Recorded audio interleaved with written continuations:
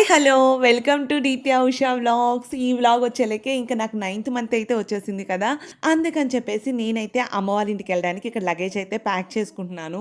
So, ఇంకా ఎటు తిరిగి 9థ్ మంత్ వచ్చేసింది. మనకి పెయిన్స్ ఎప్పుడొస్తాయో తెలీదు కాబట్టి అమ్మ వాళ్ళ ఇంట్లో ఉండడమే బెటర్ అని చెప్పేసి ఇంకైతే స్టార్ట్ అయిపోయా. పాపకి యాక్చువల్‌గా ఎగ్జామ్స్ జరుగుతున్నాయి. ఓకే. తను ఎగ్జామ్స్ రాసి వచ్చిద్దిలే అని చెప్పేసి వాళ్ళ డ్యాడీ దగ్గర వదిలిపెట్టి నేనైతే ఇప్పుడు వెళ్తున్నాననమాట. ఇంకా వెళ్ళే ముందు అత్తయ్య కాటన్ శారీస్ ఇవన్నీ ఉన్నాయి పాతవి. సో, రేపు పుట్టిన తర్వాత అవి అవసరం అవుతాయని చెప్పి అవి కూడా పెట్టేసుకుంటున్నా. సో అవి నా హాస్పిటల్ ఫైల్ ఇవన్నీ పెట్టేసుకుంటున్నాను. ఇక 9థ్ మంత్ వచ్చాక అమ్మ వాళ్ళు ఇంటికి వచ్చేసి చేయాల్సిన ఫార్మాలిటీస్ అయితే ఇప్పుడు చేస్తున్నారనమాట. సో యాక్చువల్ గా 2 చోట్ల శ్రీమంతం చేసుకునేంత ఓపిక లేదు, అంటే అంతసేపు కూర్చోలేను.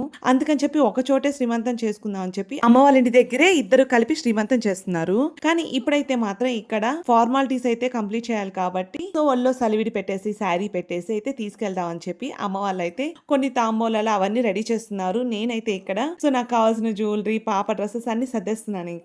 ఇంకా అన్ని సర్దేసి ఇప్పుడైతే ఇంకా నేను రెడీ అయితే అయిపోతున్నాను అనమాట. ఫస్ట్ అయితే ఈ శారీ కట్టుకుంటున్నాను. తర్వాత ఇంకా అమ్మ వాళ్ళు ఇచ్చిన తర్వాత మళ్ళీ అది కట్టుకోవాలో లేదో అక్కడ చెప్తే వాళ్ళు అప్పుడు కట్టుకుందాం అని చెప్పేసి ఫస్ట్ అయితే దీని మీద అయితే మంచిగా రెడీ అయ్యాను. సో ఇంకా ఇక్కడైతే ఆ మమ్మీ వాళ్ళు నేను రెడీ అయ్యేలోపు అన్ని అరేంజ్మెంట్స్ అయితే చేసేసారనమాట. ఇంకా తాంబూలానికి పిలిచిన వాళ్ళ రిలేటివ్స్ అందరూ వచ్చేసేసి ఇంకా శ్రీమంతానికి చేసే ఫార్మాలిటీస్ ఉంటాయి కదా, ఆ పద్ధతులన్నీ అయితే ఇక్కడ చేస్తూ ఉన్నారు. యాక్చువల్ గా నాకు కూడా ఈ ప్రాసెస్ అంతా కొత్తే, ఎందుకంటే ఇది నా సెకండ్ ప్రెగ్నెన్సీ అయినప్పటికీ సో ఫస్ట్ ప్రెగ్నెన్సీలో ఏం జరగలేదని చెప్పాను కదా, కోవిడ్ టైం కాబట్టి అందుకని చెప్పి నాకు కూడా కొంచెం ఎగ్జైట్మెంట్ గా సో కొంచెం కొత్తగా అయితే ఉందన్నమాట.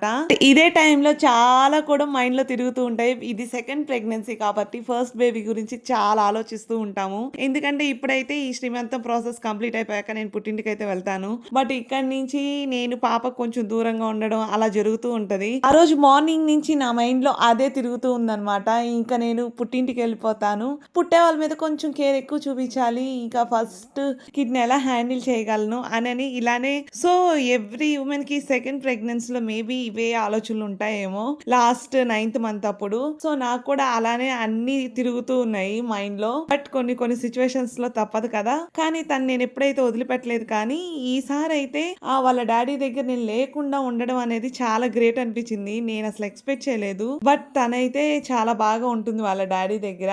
కొంచెం అది హ్యాపీగా అనిపించింది అనమాట. సో అలా హ్యాపీగా ఉన్నప్పుడు నాకు కూడా కొంచెం దిగులు అనేది తగ్గిద్ది అనమాట. సో అది సంగతి.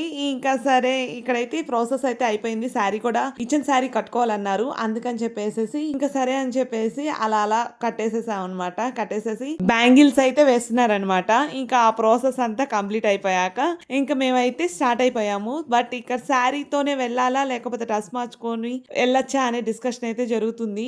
కొంతమంది ఏమో శారీతోనే వెళ్ళాలి అన్నారు, ఇంకొంతమంది మార్చుకోవచ్చు అన్నారు.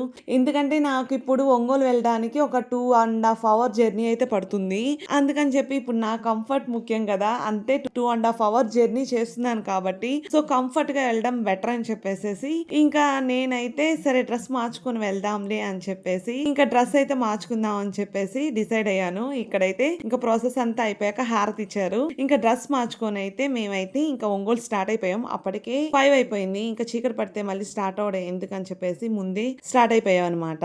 ఇక్కడ మా హస్బెండ్ అయితే మమ్మల్ని వదిలేసి మళ్ళీ రిటర్న్ వచ్చేస్తారు. సో ఫైనల్ గా మా పాప కూడా వచ్చేసి నేను కూడా వచ్చి వదిలిపెట్టి మమ్మీని మళ్ళీ నీతో పాటే రిటర్న్ వస్తా డాడీ అని చెప్పింది. సరే అని చెప్పి మా పాప కూడా మాతో వచ్చేసింది అనమాట. మళ్ళీ అగైన్ వాళ్ళు అయితే తిరిగి ఇంటికి వచ్చేసారు. అంతే ఈ వ్లాగ్ మీకు నచ్చిందని అనుకుంటున్నాను. Bye bye.